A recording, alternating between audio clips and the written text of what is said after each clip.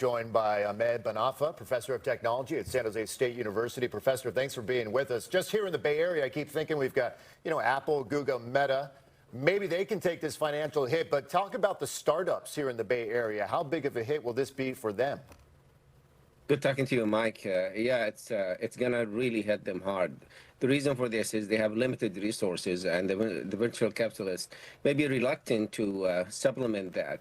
So if they have somebody they would like to add on the payroll, now $100,000 would be a big obstacle for them. So what we're gonna see, we're gonna see some kind of a disruption and slowdown, and maybe some of the project will be canceled, postponed, or maybe they're gonna look for some kind of a remote position where that person would be outside the United States but still working with the company. Can you talk about these H-1B visas and who they attract? I mean, in terms of global talent and why they're so necessary, specifically for tech companies, why so many of these visas are issued and really kind of how that adds to the competitiveness of the industry globally. Well, I mean, it's a non-immigrant visa, so it's not like a path for a green card or stay in the United States. It's 3 years period, and then another 3 years extension. If the company would like to keep that worker. So what they do is they find some talented workers outside the United States, and then they sponsor them. Comes from the sponsorship, and sometimes from inside the United States, when you have the student going from visas like F1 visa to the H1-B visa, that will give the person time to apply for their green card, go through the other route. But they need, many of the tech companies we're talking about. I mean, the highest one is coming from Amazon, about 12,000 this year, and so on. You can look at Meta, you can look at Google. It's giving them access to global talents very quickly. So they can just bring them the work. If they like what they're doing, they can keep them for another three years. And this is how Silicon Valley been going on for a long time. So the White House says the whole point of this is to really level the playing field for American workers. You're tapped into this business. Is there an abundance of extremely talented and motivated engineers across the U.S. right now?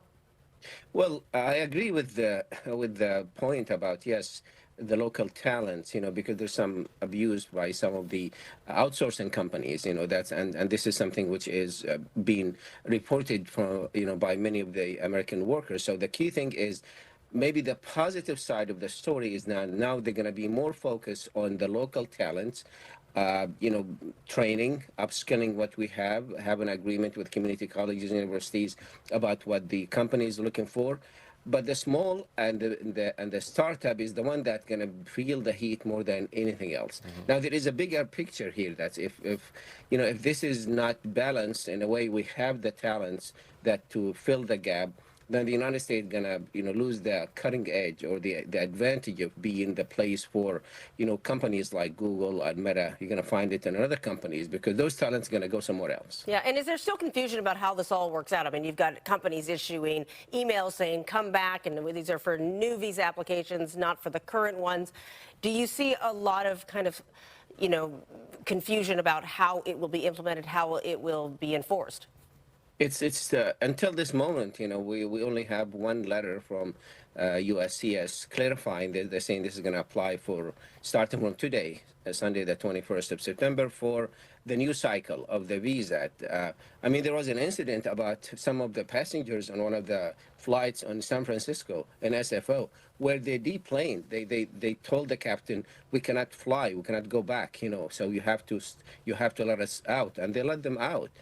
And that delayed the flight for 3 hours. So this is how the confusion was until the White House in one of the posts on X clarified that and say, you can go, you can leave, if you have the visa, you're fine. If you are renewal, you're fine. It's only for the new ones. All right. I know many immigration lawyers are out there saying they expect some legal challenges as early as this week. So, Professor, we always appreciate the conversation. Thanks for joining us tonight. Thank you.